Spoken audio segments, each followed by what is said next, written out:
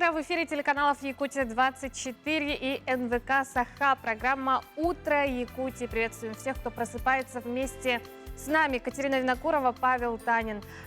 Приветствуем вас. 28 октября на календаре. День недели, четверг.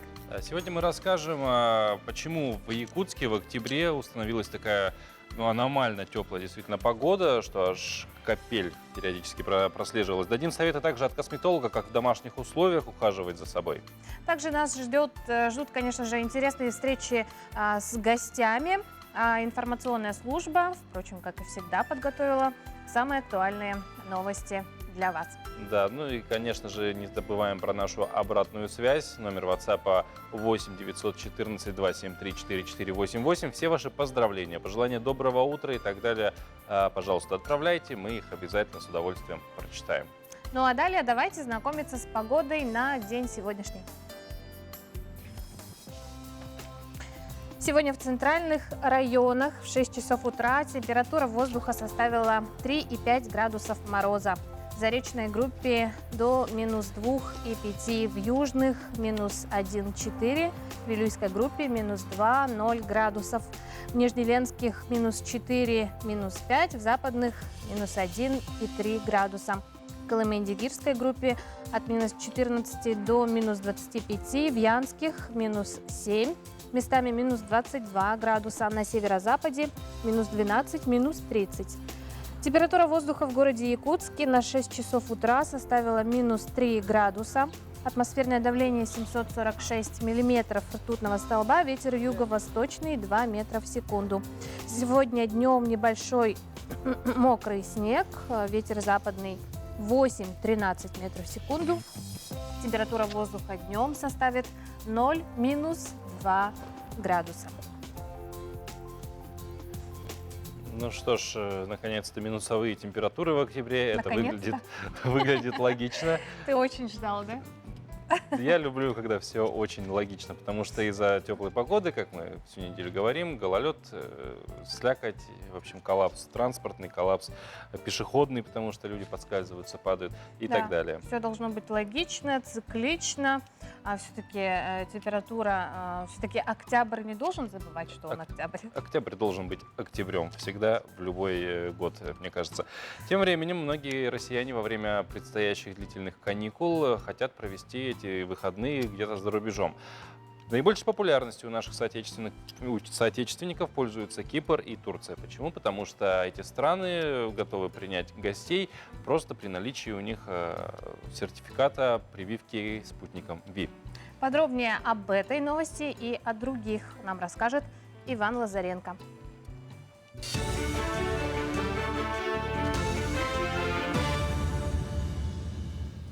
Доброе утро, Якутия. Доброе утро, коллеги. В эфире новости. После подписания президентом России Владимиром Путиным указа о нерабочих днях в ноябре специалисты компании «Росгосстрах» зафиксировали всплеск интереса к страхованию выезжающих за рубеж и сокращение продаж полисов страхования путешествующих по стране. Наибольшей популярностью пользовались полисы временно выезжающих за рубеж для поездки в Турцию и на Кипр. По данным «Росгосстрах», статистика продаж показывает, что переждать карантинную неделю россияне хотят в теплых странах и при этом ориентируются на страны, где пропуском для въезда в разгар пандемии коронавируса может быть сертификат на прививки отечественной вакциной «Спутник Ви». Порядка 800 миллионов рублей потребуется на строительство противопаводковых сооружений в Верхневилюйске.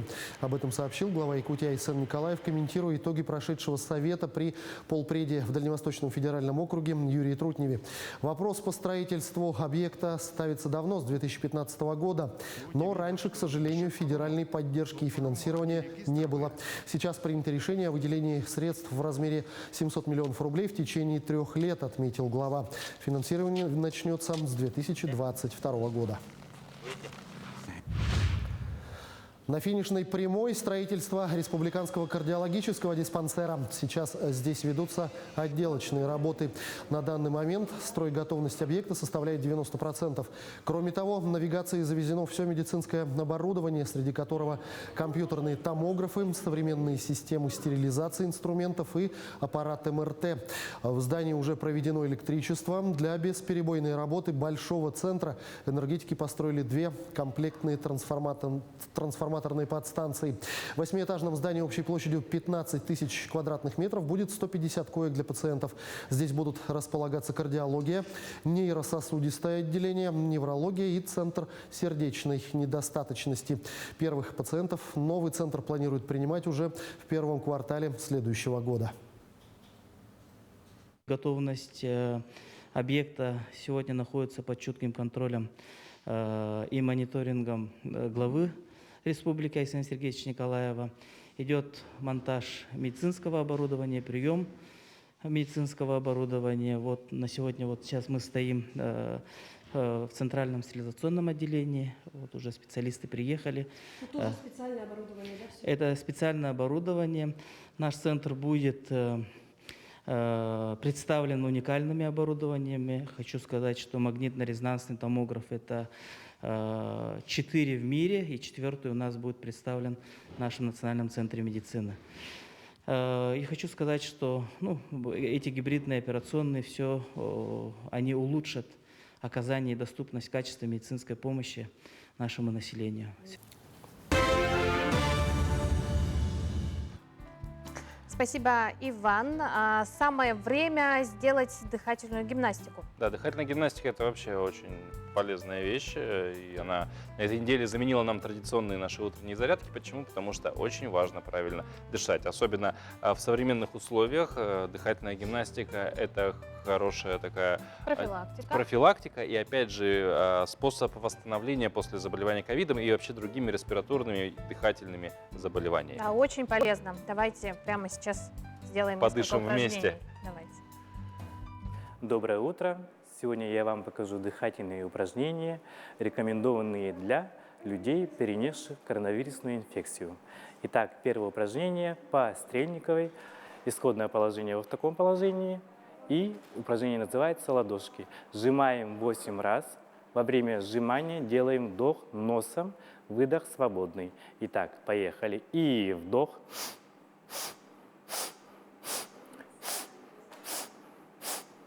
8 раз, повтор 4 раза. Следующее упражнение. Ладони в таком вот положении и называется «Обними плечи». То есть 8 раз вдох и поехали. И вдох.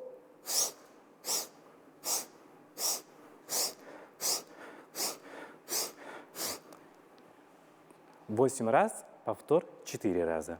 Хорошо. Следующее упражнение – погончики. Исходное положение в таком положении. И руки идут вниз, ладошки раскрываются. Поехали. И вдох.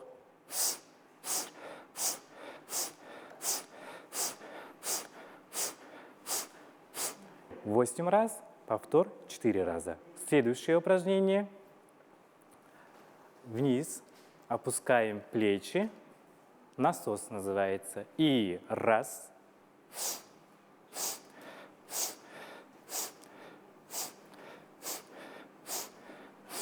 Также 4 раза подхода. Следующее упражнение – кошечка. То есть исходное положение руки в таком положении. И вдох, вдох. Поехали. И вдох.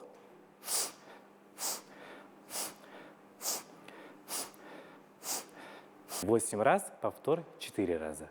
Эти упражнения повышают уровень кислорода в организме, также повышает иммунитет, кровообращение и обмен веществ. Рекомендовано ежедневное занятие этими упражнениями в течение 3 месяцев. Для профилактики достаточно 2 недель до месяца. Будьте здоровы, до свидания. Вот такая вот полезный элемент, полезное упражнение. А мы спешим вернуться к нашему способу обратной связи и прочитать сообщения, которые вы присылаете. Ну, первое такое простое, но все же приятное и которое заставляет улыбнуться. С добрым утром, отличного дня нашим ведущим. А вам тоже доброго утра и Спасибо большое. вообще дня самого лучшего, хорошего. Второе, уже более конкретно, поздравляем с юбилеем нашу маму, бабушку Андрееву Любовь Васильевну. Спасибо, мама, за заботу, ласку, за сказку, за жизнь, которую ты мне подарила, за то, что все годы меня ты растила. Будь счастлива, мамочка, долгие годы, а я отгоню от тебя все невзгоды. Крепкого здоровья, улыбайся каждый миг, любим мы тебя без края и желаем долго жить. От дочери Анастасии, внука Миши и зятя Александра. Любовь Васильевна, мы также поздравляем вас с днем рождения. Будьте здоровы и счастливы. Ну а сегодня отмечается, помимо многочисленных дней рождений, Международный день анимации или Всемирный день мультфильмов его еще называют. Да, праздник был учрежден по инициативе французского отделения Международной ассоциации анимационного кино в 2002 году в честь 110-летия публичного представления первой анимационной картины. С другими датами 28 октября знакомимся в нашей ежедневной рубрике. На календаре 28 октября. Сегодня отмечается Международный день анимации, День бабушек и дедушек в России, Российский день без бумаги, День создания армейской авиации России, День освобождения Украины от фашистских захватчиков. По народному календарю в этот день православные отмечают память Ефимия Солунского, жившего в IX веке в Палестине. В этот день, в 1571 году, царь Иван Грозный обвенчался с Марфой Собакиной. В 1571 году в Нью-Йорке состоялось официальное открытие статуи Свободы. В этот день родились Генрих III, император Священной Римской империи, Эразм Роттердамский, европейский гуманист, философ и писатель, Андрей Воронихин, русский архитектор и живописец, Симонас Даукантес, литовский историк и писатель-просветитель, собиратель фольклора, Джудита Паста, итальянская певица, Джеймс Каннолли, американский легкоатлет, первый чемпион Олимпийских игр, писатель, Мария Спиридонова, русская революционерка, политический деятель, Роман Виктюк, российский и украинский театральный режиссер, народный артист России и Украины, Билл Гейтс, американский предприниматель, основатель корпорации Microsoft, Эрос Рамазотти, итальянский певец и композитор, Джулия Робертс, американская киноактриса, продюсер, лауреат премии «Оскар», стала первой в истории кино актрисой, получившей за роль $25 миллионов в картине «Улыбка Мона Лизы». Именины в этот день отмечают Афанасий, Денис, Дмитрий, Ефим, Иван, Лукьян и Семен. Часто недобросовестные работодатели по злому умыслу, а иногда, может быть, просто по незнанию трудового кодекса, ущемляют в трудовых правах беременных женщин или работниц с маленькими детьми. Декретные, больничные и прочие хлопоты мам для работодателей как ком в горле. Чтобы раз и навсегда решить эти проблемы, работающим мамам необходимо знать свои права. И о них мы сегодня узнаем и будем знакомиться вместе с нашей гостьей Татьяной Скрябиной, юрисконсультом первой категории Центра «Мои документы». Татьяна, доброе утро. Что же все-таки должна знать беременная женщина о своих трудовых правах? Да, действительно, беременность придает женщине определенный правовой статус в системе трудовых отношений. Трудовым законодательством предусмотрен ряд гарантий для беременных женщин, начиная от приема на работу, заканчивая увольнением. Например, при приеме на работу работодатель не вправе отказывать беременной женщине в приеме на работу по причине беременности. В то же время работодатель может отказать по иным причинам, например, по причине отсутствия опыта или образования. Но по причине беременности девушке работодатель не вправе отказывать. Следующая гарантия: при приеме на трудоустройство для беременных женщин отсутствует испытательный срок. Если же также не для беременных, также вместе с беременными женщинами от испытательного срока освобождаются женщины, имеющие детей до 1,5 лет. Если женщина уже устроилась на работу и на испытательном сроке, и узнала, что она беременна, она в тот же момент, у нее также испытательный срок Заканчивается, и, да. то есть, получается, она сразу получает правовой статус. Да. Ага. А законно ли увольнение беременных женщин? Вот уже очень важный вопрос. Да, это очень актуальный вопрос. Беременную женщину можно уволить только в двух случаях. Первое – это при ликвидации организации или прекращении деятельности индивидуальным предпринимателем. Второе – если женщина была устроена изначально по срочному договору на момент отсутствия основного работника по уходу за ребенком. То есть в этот момент, когда работник выходит, основной работник из отпуска, то, к сожалению, работодатель вправе расторгнуть трудовой договор. А возможно ли уйти в отпуск До, собственно, отпуска до по отпуска по беременности. беременности или родам? Да, женщина уходит в отпуск по беременности и родам за 70 дней, но она может, имеет право уйти в отпуск, получить ежегодный оплачиваемый отпуск по своему желанию. По своему желанию. Да. А если, допустим, женщина не работает, что ей полагается при наступлении беременности? Неработающим женщинам все выплаты и пособия осуществляет Управление социальной защиты населения. Все через них. А если сотрудница работает по договору ГПХ, да, или без договора? В этом случае женщине рекомендуется установить факт трудовых отношений, чтобы получать все соцвыплаты, которые ей гарантируются. Она может обратиться в трудовую инспекцию, либо в суд. Но для этого ей нужно иметь доказательства того, что она действительно работала. Это может быть приказы о приеме на работу, это может быть допуск к работе, все документы, которые есть, переписка с работодателем, видео, может даже видеонаблюдение, какие-то все доказательные факты. Да, такой тогда вопрос. В принципе, да, мы сегодня очень много вопросов обсудили по вот этим правовым всем моментам, где сегодня, куда могут обратиться женщины за юридической помощью. Проконсультироваться. Проконсультироваться именно по вот этому узкому, скажем, направлению. У нас на базе центра «Мои документы» есть горячая линия юристов. Это 50 60 15. Они могут позвонить и получить устную консультацию. Также, если женщина относится к льготной категории, это у нас малоимущие, многодетные, инвалиды, представители малочисленных коренных народов, то она может обратиться за бесплатной юридической помощью в центр «Мои документы». У нас сейчас действует предварительная запись на сайте МФЦ. Есть строчка «БЮП» – бесплатная юридическая помощь. Она может записаться туда. Татьяна, спасибо большое за то, что проконсультировали нас и наших телезрительниц, наверное, в данном случае. Те, кто готовится стать мамами, да, и кто уже в положении. Спасибо. Хорошего вам дня, отличного настроения. Вам также. Что ж, сейчас опять-таки женская половина наших телезрителей прильнет к экранам, потому что, возможно, кто-то из них не знает, что такое скрабер, а может и кто-то знает, потому что у некоторых он уже есть дома.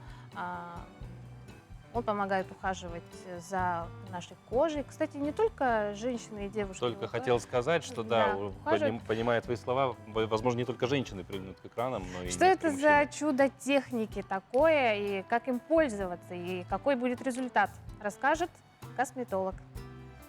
Доброе утро, дорогие телезрители. Меня зовут Татьяна, я косметолог-эстетист безинъекционной косметологии. Сегодня я бы вам хотела рассказать, как в домашних условиях сделать ультразвуковую чистку при помощи скрабера.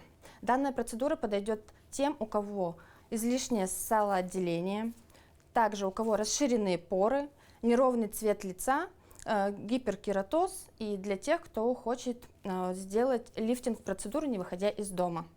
Но так же, как и у всех косметологических процедур, есть и противопоказания. Итак, мы приступаем непосредственно к самой процедуре. Первым, что мы сделаем, это очищение нашей кожи. Кожу мы хорошо увлажняем. Вы можете использовать также пенки, муссы, гели, то, чем вы привыкли умываться ежедневно. Пенку нанесли, теперь можно ее смыть и приступить к этапу тонизации. После каждого мытья мы должны наносить тоник, либо же лосьон. После того, как мы нанесли тоник, мы приступаем к дегидрации нашей кожи. Я использую специальный гель для скрабера. Вы же можете использовать алоэ. После того, как мы нанесли гель, мы должны положить на него пищевую пленочку. Время экспозиции у нас 10-15 минут. Мы сняли нашу пленку, и теперь мы готовы приступить непосредственно уже к ультразвуковой чистке лица. Наша лопатка всегда должна быть под углом 45 градусов. Мы проводим массажными линиями от центра лба к височкам. В каждую сторону мы должны где-то сделать 4 таких движения. Остатки геля мы убираем. Общее время процедуры 10-15 минут. Теперь непосредственно мы должны удалить излишки геля. Мы снова прошлись по коже тонером. Теперь на нашу кожу мы наносим сыворотку. Сыворотку мы вбиваем пальчиками. Маску я наношу кисточкой. В домашних условиях можно ручками, ничего страшного. Прошло у нас 15 минут, мы смыли маску и теперь готовы заново протонизировать нашу кожу. Мы опять капаем нашу сыворотку, наносим ее локально уже. Теперь мы наносим любой дневной крем, желательно с SPF-фильтрами. Итак, процедура нашей ультразвуковой чистки в домашних условиях при помощи скрабера закончилась. Мы видим, что наша кожа стала намного ровнее, тон кожи стал более светлый, поры более очищенные. Данный скрабер у нас не будет удалять плотные комедоны, глубокие загрязнения, сальные пробки. Он только очищает поверхностные слои дермы. Рада была с вами поделиться сегодня секретами ультразвуковой чистки в домашних условиях. Оставайтесь всегда такими же красивыми. До новых встреч! Несколько выпусков назад мы рассказывали про двухлетнего Богдана. И вот спешим поделиться радостной новостью. Наша рубрика «Пусть мама придет», она все-таки работает, она помогает. Недавно Богдан обрел новую семью и просто счастлив, что теперь у него есть папа и мама. Надеемся, очень надеемся, что и все другие герои нашей рубрики обязательно обретут семью и новый дом. На очереди наша традиционная рубрика «Пусть мама придет». Сегодня мы знакомимся с очень трогательным малышом. Его зовут Лев.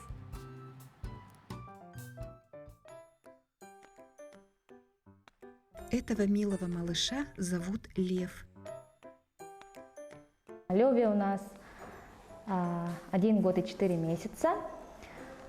Он у нас веселый, любит играть с игрушками, наблюдает, с детьми очень хорошо ладит, учится ходить на ходунке, но пока не умеем кушать с ложечки. Да, Лева? Лева любознательный и открытый ребенок. Он много лопочет и живо интересуется всем вокруг.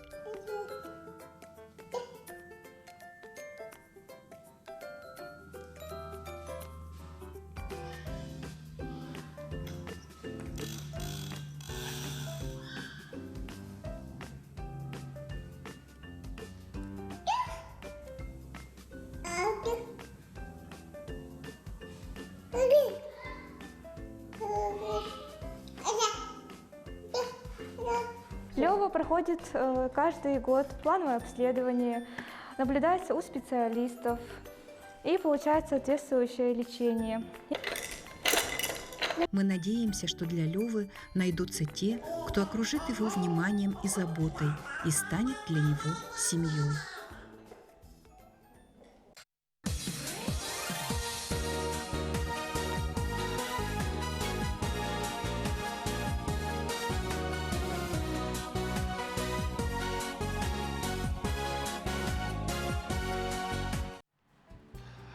Тем временем в Якутске лихорадит погоду. На юге наступила зима, а вот на севере внезапно наступила весна, она пришла. Да, Такого, говорят ученые, в Якутии не было еще и ни разу, чтобы в конце октября просыпались насекомые. Да, я, кстати, видела сама на фотографиях. Да, распускались почки, где-то цветут подснежники. В конце концов, просто капель на улице. Это очень странно для конца октября. Да, весна в октябре. Подробности в материале Ульяны Шагиной. В связи с аномально теплой погодой в столице и других районах региона стали просыпаться комары, пауки, жуки и другие насекомые. Якутяне со всей республики шлют в редакцию телеканала удивительные видео, на которых видно, как по снегу разгуливают насекомые, которые по природе должны быть давно в спячке.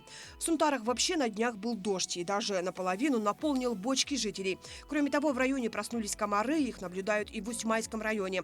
Они в шоке разгуливают по снегу, залетают в квартиры. По словам ученых-биологов, в течение зимы в теплых помещениях живет один из подвидов кровососущих комаров – городской комар. Обычно он распространен в Нерюнгри и в Ленске, но в связи с потеплением мог появиться и в других районах. Этот городской комар появился у нас в Якутии в конце 80-х, в начале 90-х, и появился он в населенных пунктах городе Ленске и городе Нерюнгри. Там распространился, связано это вот с городским жилищем каменным, размножается он в подвалах, очень хорошо себя чувствует. Причем это характерно только для тех насекомых, которые спят зимой в теплом помещении. Те же пауки, жуки и городской комар. Другие насекомые, которые остаются спать на природе, скорее всего, зимой не проснутся, даже если резко потеплеет. Поэтому, скорее всего, действительно, это вот насекомые, которые находятся в комфортных температурных условиях. И просто, так как на улице тоже тепло, они могут расселяться в этот момент, перелетать там из одного убежища в другое, и для них эти температурные условия не являются ограничением их подвижности. Все остальные наши насекомые, они уже вошли в состояние глубокого покоя и, в общем, находятся на зимовке. В поселке Усть-Мая даже распустились почки на ветках, а на крышах домов началась весенняя капель. Погода удивила и жителей Синско-Хангаласского района. 24 октября здесь прошел самый настоящий дождь. Ученые-климатологи говорят, что к таким явлениям якутянам нужно начинать привыкать, так как это и есть глобальное потепление.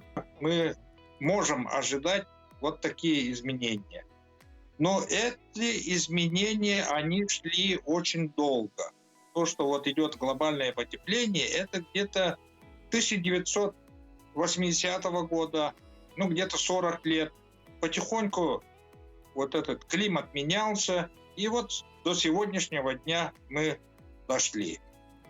И то, что вот эти природа, совсем другая стала, да, это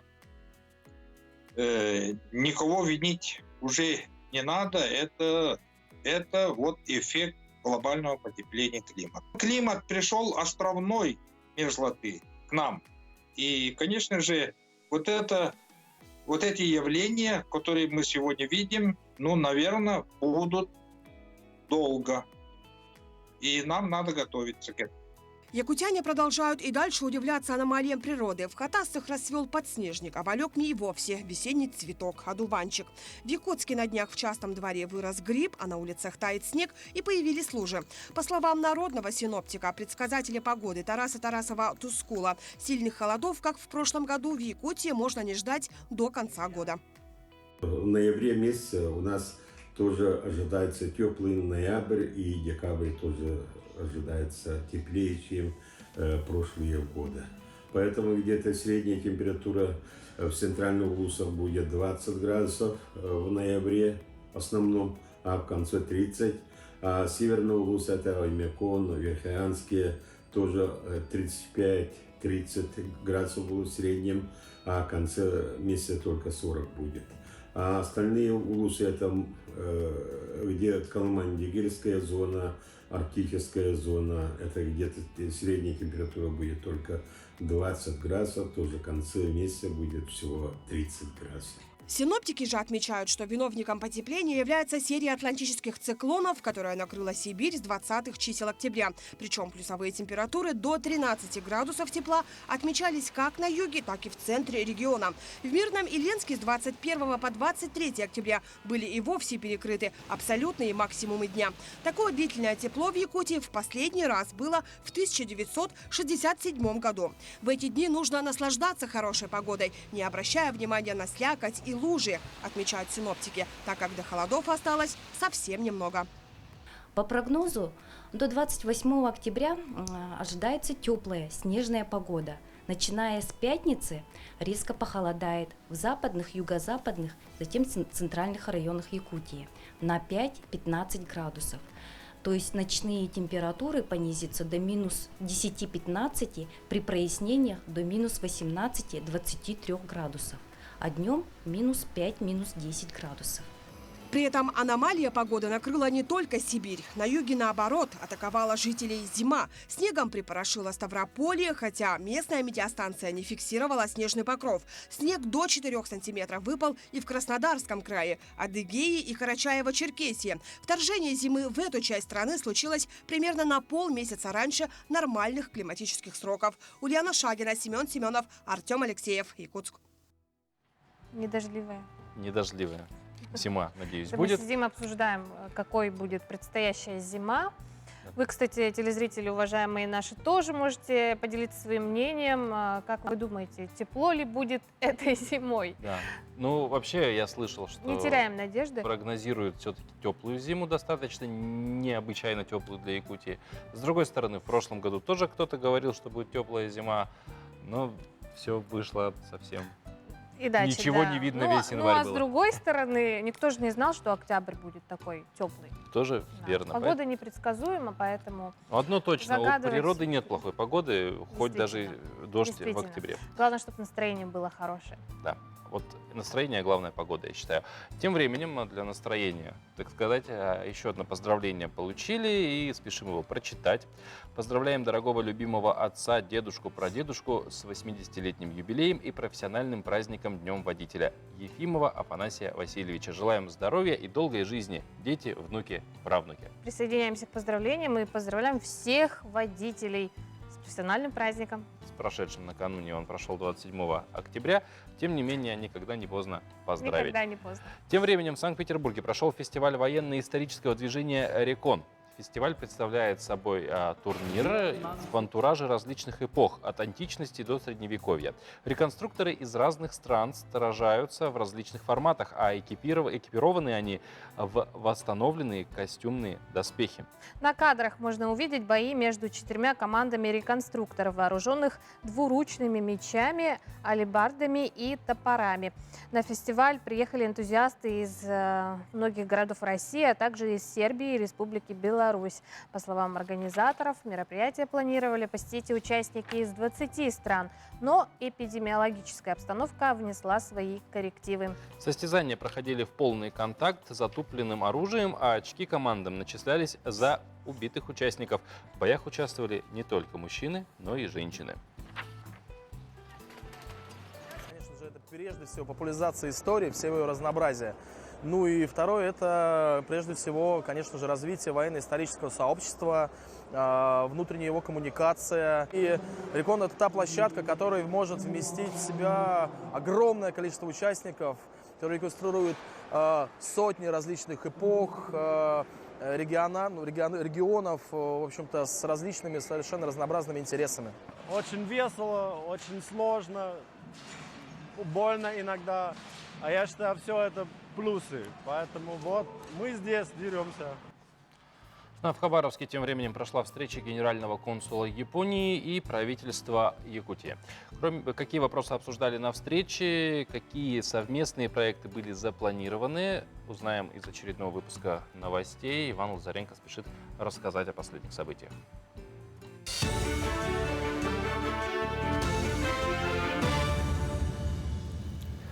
Доброе утро, Якутия. В эфире новости. Обмен молодежью, совместные проекты и реализация сотрудничества между Якутией и Японией. Эти темы стали ключевыми при встрече генерального консула Японии в Хабаровске Фурутой Кейко с правительством республики. На совещании обсудили возможность обмена молодежью в сферах культуры, науки и образования. Генконсул отметил, что это станет возможным, как только в мире ситуация с распространением коронавируса стабилизируется. Кроме того, ключевой темой стало развитие агрокомплекса «Саюри». На территории региона уже успешно работают круглогодичные теплицы, где выращивают ягоды, зелень и овощи. Он насыщен современными передовыми технологиями, что позволяет обеспечивать качественной продукцией жителей республики в любое время года по доступной цене. Ну, уже, наверное, вы знаете, у нас здесь есть совместные проекты. Ну, «Саюри», знаете, да, так овощи выращивает в теплице. Это японская техника, совместно Якутией, якутянам. И приятно, и нам угощали свежие овощи и клубники. И еще, ну, несколько возможностей мы видим, потому что у нас есть технологии производства, ну, водорода или аммиака. А у вас в Якутии есть, ну, огромные природные ресурсы. Мы можем вместе работаем, тогда мы откроем новые страницы в сотрудничестве. Я так думаю. Первый самый крупный объект образования в скором времени появится на территории микрорайона Прометей. Это будет самая большая школа на территории республики. Сюда пойдут учиться 990 школьников. Объект сдадут в следующем году, а вот дети сядут здесь за парту только в 2023. Это связано с тем, что школу после завершения строительства передадут в собственность города. А данная процедура занимает некоторое время. Между тем, по словам застройщика, сегодня строительная готовность объекта составляет порядка 50%. Тепловой контур полностью завершен, начаты работы по обшивке фасада. Помимо этого ведутся работы по установке системы вентиляции и электромонтажные работы. В ближайшее время начнутся отделочные работы. По благоустройству мы проделали тоже очень большую работу. Мы большую территорию сделали подготовку под стадионы, значит, под детские площадки, под игровой комплекс, для того, чтобы уже в мае месяце приступить уже к наиболее благоустройству уже в полной мере и закончить все работы в сентябре, в августе месяце. Для получения гранта в форме субсидий социальным предприятиям необходимо пройти конкурсный отбор. Минпред Якутии сообщает, что срок приема документов завершится 29 октября. Грант предоставляется при условии софинансирования предприятием расходов, связанных с реализацией проектов в сфере социального предпринимательства в размере не менее 50% от общих расходов, предусмотренных на реализацию проекта. Максимальный размер гранта в форме субсидий составляет до 500 тысяч рублей на одного получателя и 1 миллион рублей на одного получателя поддержки, зарегистрированного и осуществляющего деятельность в арктической зоне.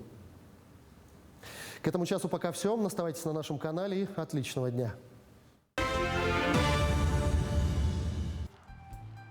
Спасибо, Иван. В очередной раз мы благодарим наших коллег из информационной службы. А тем временем, как работают добровольные народные дружины в Республике Саха-Якутия? Как получить материальное стимулирование дружинникам? И как вообще зарегистрировать добровольную народную дружину? На все эти вопросы нам сегодня ответит наша гостья Любовь Клюкина, заместитель министра по делам молодежи и социальным коммуникациям Республики Саха-Якутия. Любовь Николаевна, доброе утро. Доброе утро. Ну, главный вопрос. Ну, не главный. Первый вопрос. А сколько вообще на сегодня в республике действует добровольных народных дружин? Вообще добровольные народные дружины у нас есть в каждом районе республики. Всего их 133 ДНД. Это такая аббревиатура, да, которой мы пользуемся чаще всего. ДНД. И одна общественная организация, которая работает в сфере охраны общественного порядка. Это 1915 дружинников. Все они зарегистрированы в реестре МВД Республики Саха-Якутия. То есть дружинник — это сегодня такое серьезное, на самом деле, занятие Абсолютно с регистрацией верно. в реестре и конечно. так далее. Ага. Но, опять же, мы упомянули о стимулировании каком-то материальном, вот о субсидии, предоставляющихся ДНД.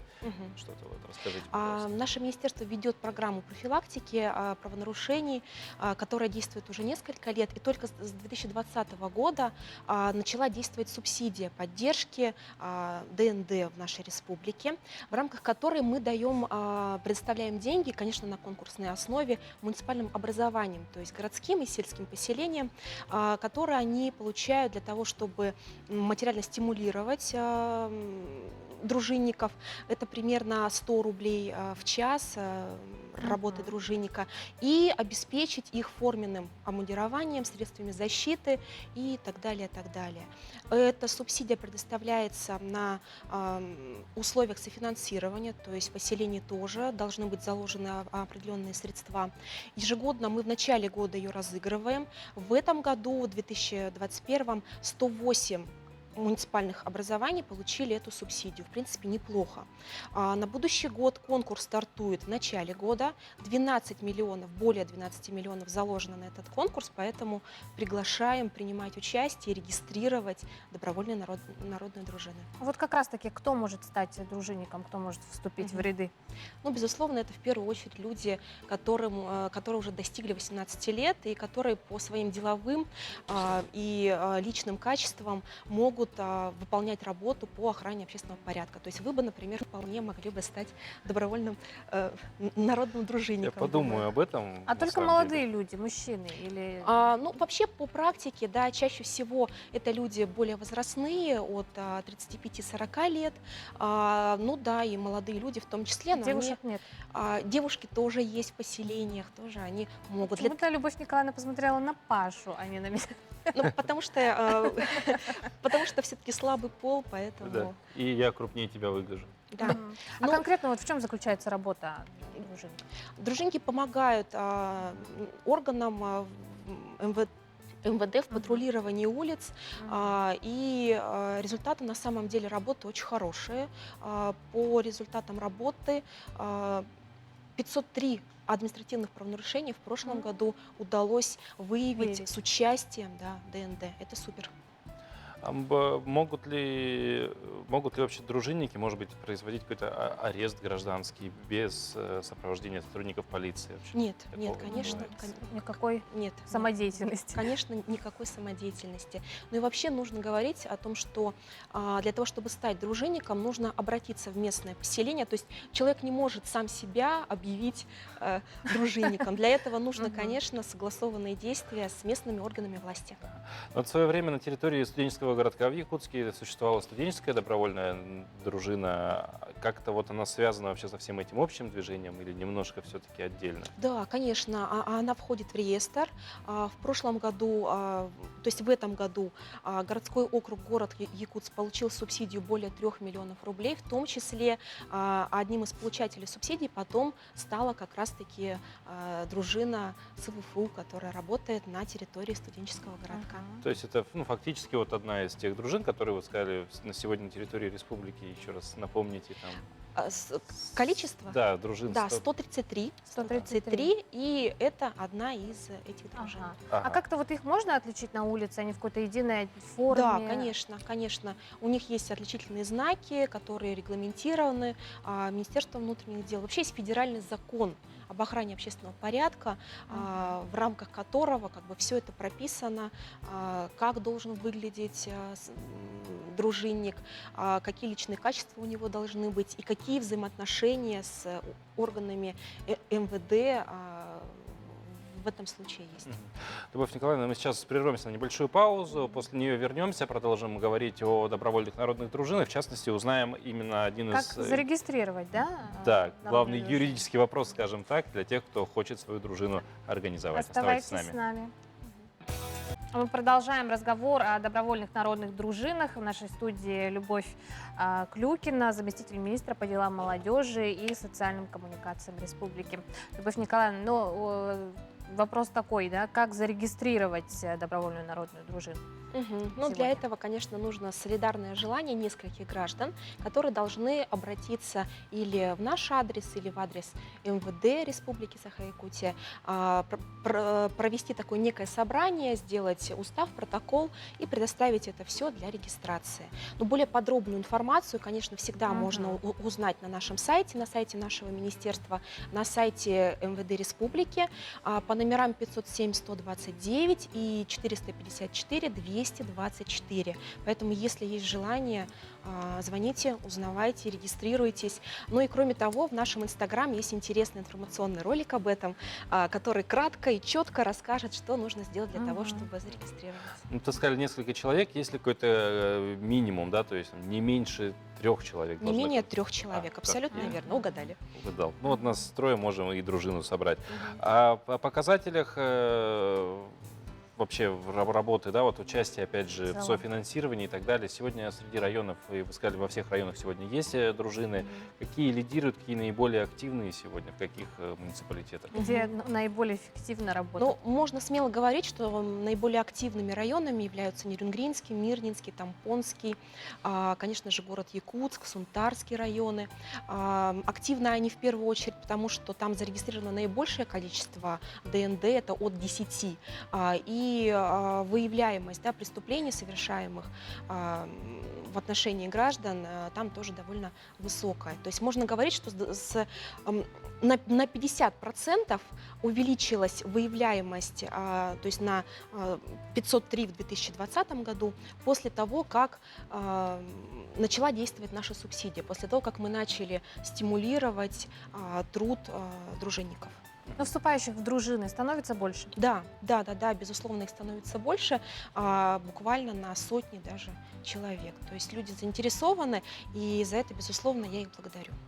Ну, на самом деле, охранять общественный порядок на добровольной основе – это почетное дело, мне кажется. Тем более, вспоминая славные традиции Советского Союза, когда дружинники также были распространены. Любовь Николаевна, спасибо большое. Прежде чем попрощаемся с вами, вопрос такой. Любите ли вы смотреть кино? Как часто смотрите их в кинотеатре? И какой фильм последний посмотрели? Или, может быть, стриминговые сервисы используете для этого? Ну, на самом деле, я воспитывала маленького малыша, да, поэтому времени, к сожалению, в кинотеатр Только на ходить мультики наверняка. не было. Да, мы смотрели мультики. Я очень люблю советские фильмы на различных стриминговых платформах и обожаю наше якутское кино, и очень рада, что уже на многих онлайн-платформах оно есть, и можно его свободно посмотреть. Да, я подтвержу, что на многих стриминговых российских сервисах можно посмотреть якутские кинофильмы, но к чему это был вопрос? Сегодня четверг. Четверг, как известно. День кинопремьер. Знакомимся с ними в нашей ежедневной рубрике. С вами Чили-Били на 66 и 6 FM. И сегодня у нас Хэллоуин. В канун Дня всех святых, когда нечистая сила выходит на свет, чтобы вдоволь повеселиться, знаменитый диджей Чили-Били рассказывает в прямом эфире жуткие истории. Городские легенды, пугающие мифы, которые, как он утверждает, произошли в их городе на Хэллоуин. Для кого-то это просто страшные сказки, а для кого-то ночь, которую им уже не пережить. Проклятый Хэллоуин. Напугай меня! В нашем городе Еще один фильм в жанре хоррор. Группа писателей ужасов приезжает в небольшой американский город, чтобы поделиться своими страшными историями. Но вскоре они обнаруживают, что рассказанные незнакомцам истории оживают в реальности, превращаясь в игру, автором которой может быть любой из них. Единственная возможность победить в этой игре — придумать хорошее окончание для истории. Но это не так просто, как может показаться. это замысел дьявола. Страшные истории для рассказа незнакомцам.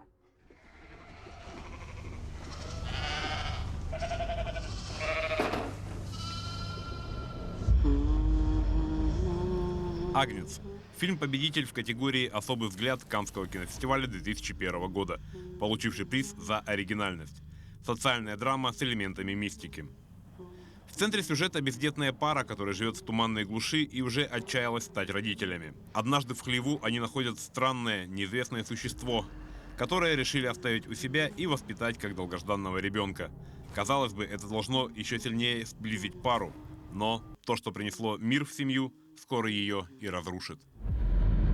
Агнец. Опять ужастик какой-то. Доброе утро. Мы продолжаем наш эфир. В последнее время все большую и большую популярность набирает такое направление, как зумба. Слышал о таком направлении? Слышал, никогда не видел, до сих пор немножко не понимаю, что это такое. Фитнес-танцы такие. Вот сегодня ты и узнаешь, и увидишь, и попробуешь, Паша, потому что в нашей студии фитнес-тренер по зумбе, это Снежана Николаева. Снежана, доброе утро.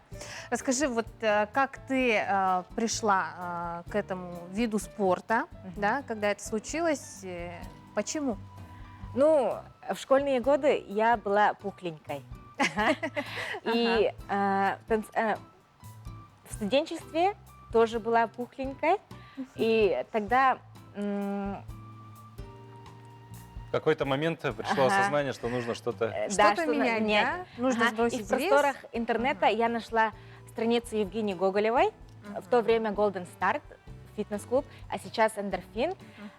Они выкладывали видео, танцевали, и это направление называлось зумба. И мне сразу же стало интересно, записалась, 4 месяца ходила, за 3 месяца скинула 12 килограммов, у меня максимальный вес был 73 килограмма. И за хороший результат Евгения Гоголева мне подарила еще 1 месяц, и вот тогда я полюбила зумбу. Еще больше, да? И поставила себе цель, что когда-нибудь стану тренером по зумба. И сейчас ты тренер. Да, ну вот тогда поговорим с тренерской стороны, да, ну я не тренер в смысле. Нужна ли людям, вот я вот про зумбу ничего не знаю, многие знают, не решаются. Нужна ли какая-то спецподготовка? Да, нет, вот можно начинать с нуля прям, да? Нет, никакая, вот зумба хороша тем, что никакие обязанности там не надо, короче, никакая спецподготовка тоже не нужна. Просто желание танцевать и хорошее настроение. Но мы знаем, что вообще, кто придумал зумбу, это был мужчина, не помню, к сожалению, его фамилию. А у нас в Якутии молодые люди занимаются зумбой? Нет, к сожалению, у нас пока еще не актуально. Паша, ты можешь стать Я первым. сегодня стану первым мужчиной в зумбе в Якутии. Ну, вообще, зумба, она больше для похудения или для настроения, для чего? Или и то, и то. Для настроения, для похудения. А тебе? Мне, например, открылась моя женская энергетика, так скажем, и мое тело, спасибо зумбе. Давай уже попробуем, да? Паша не терпится, я смотрю. Стать зумбистом, можно так говорить, зумбист? Можно музыку, что мы будем танцевать, какие-то движения. Мы положим наши планшеты. Так, мы сзади Снежана, да? Так. Так. Так, в сторону, скоро.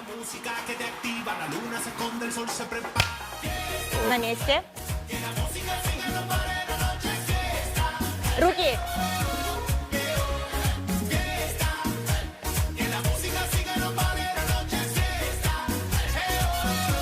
В сторону.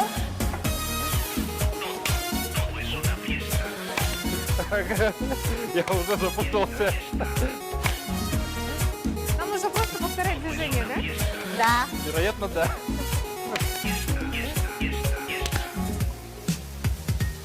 А я знаю. Так, куда? Я совсем уже поплыл. Вот это я могу. Вот это я, кажется, могу. В сторону. Ой. Так. Руки.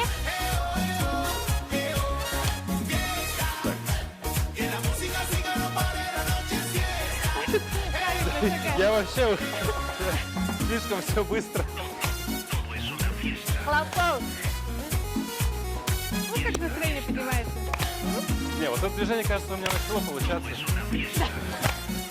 Возможно, неправильно.